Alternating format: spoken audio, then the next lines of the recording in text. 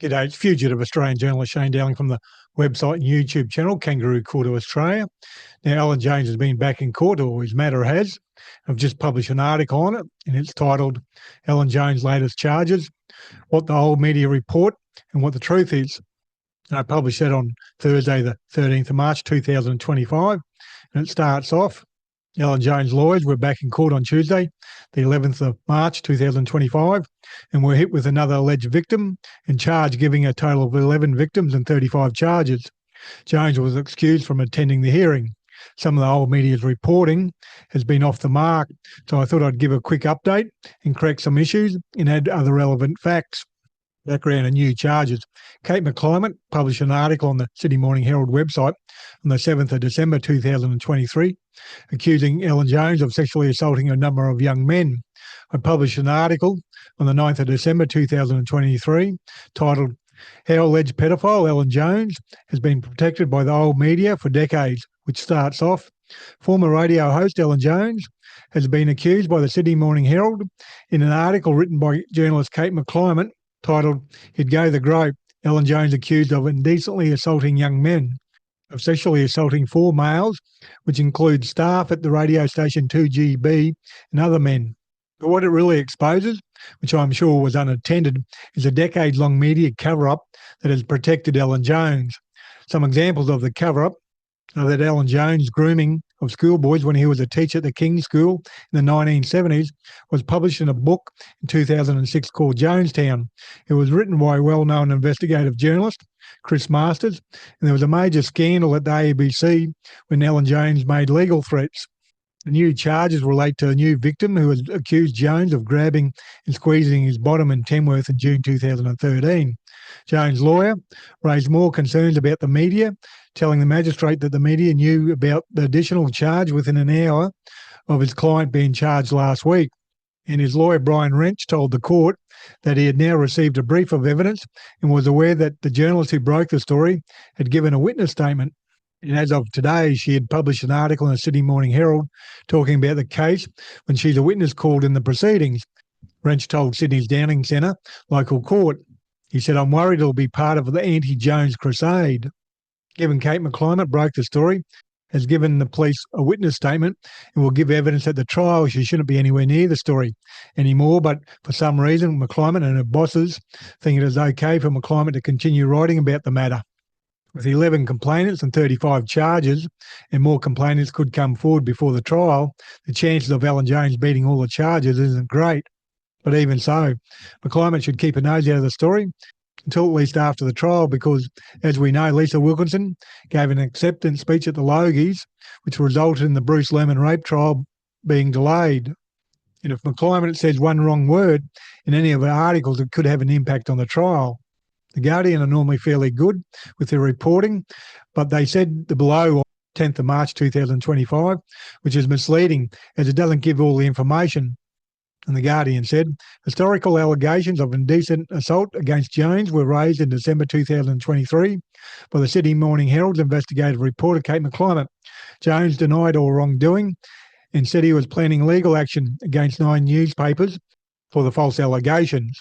And I go on to say, the Guardian failed to report a key fact in that Jones failed to follow up with his legal threat, and that is important because it shows that Jones' threat had no credibility. But by not reporting that key fact, the reader might think Jones might be following up with the defamation threat. The Sydney Morning Herald reported on Tuesday, 11th of March 2025, Jones denied the allegations raised by the Herald and the Age in December 2023 and threatened to sue, but did not commence a defamation action. And I go on to say, I would argue that both the Guardian and Sydney Morning Herald should have gone further and wrote that Jones also instituted defamation proceedings against the SBS in October 2020, but discontinued the matter after the SBS filed a truth defence. And Alan Jones' boyfriend and his parents also threatened me and this website with defamation proceedings in March 2020, but failed to follow through with it. Knowing Alan Jones' background of making defamation threats against media and then failing to follow through with the matters helps show his defamation threats are frivolous at best, given he has plenty of money to follow through if he wanted to. Walkley Awards. In December 2023, after Kate McClimate broke her story about Alan Jones, I wrote the below. While Kate McClymon's article exposing Alan Jones sexually abusing 4 men is a major positive, the bigger story is the media's years of covering it up, as I have no doubt there are dozens of victims, including children, during his time as a teacher and after he left teaching. Will Kate McClymont win a Walkley or other media awards? I wonder how much Kate McClymont knew and for how long. I have no doubt she has known for years but covered it up like the rest. The ultimate insult for all old media journalists and media industry people would be if Kate McClymont won a Walkley Award or other media awards for a story on Alan Jones sexually assaulting men, because they would all know what a sham it is given they were all part of the cover-up. Turns out I was on the money because The Guardian reported on the 22nd of November 2024, Kate McClymont's report that saw radio's most powerful man arrested goes without a single nomination at the Walkleys. The arrest of Jones was the subject of much discussion when the media gathered on Tuesday night for the 69th Walkley Awards at the International Convention Centre in Darling Harbour. Attenders started to murmur about why McClymont wasn't nominated for an investigation first published on the 7th of December, which was within the eligible timeframe for this year's gongs. A series of articles and a number of follow-ups were entered in several categories. She wasn't shortlisted. The Walkley's Foundation said, the Walkley's Foundation can confirm that Kate McClymont's Alan Jones investigation was entered in 2 categories, judged by 2 different panels of first-round judges in September. In neither case was Kate's story named one of the 3 finalists. The Walkley Foundation does not comment on the judging process. And I go on to say, maybe the people doing the shortlisting at the Walkleys read my article before they decided to snub McClymont in her Alan Jones articles. Or maybe it's because they themselves were up to their necks in the cover-up. And I finish off this article, admin. Like many people in southeast Queensland, I lost power and had to deal with the issues from Cyclone Alfred.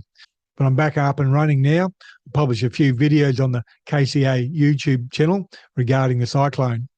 Now, I've been writing about Alan Jones for over 10 years in relation to his sexual assault, sexual abuse allegations. You can go to my website or YouTube channel and you can just search Alan Jones and you'll come up with other videos and other articles I've published about him. And please share this video on social media and please hit the like and subscribe button and notification button so that way you get notified every time I publish a new video. In Kangaroo Court of Australia's independent media, I publish a website and a YouTube channel, and I'm 100% crowdfunded from viewers like yourself. So I'd be greatly appreciated if you made a donation via PayPal or Patreon or become a monthly supporter. And you can donate any amount, $3, $5, $10, $15, $20, $30, $40, $50 a month, whatever suits your budget.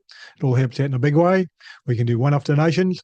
And the link for the Patreon account or PayPal account will be below this video on YouTube and also on my website. Or you can go to my website for the donations page and it's got other donation options. Other than that, thank you for your time and have a good day.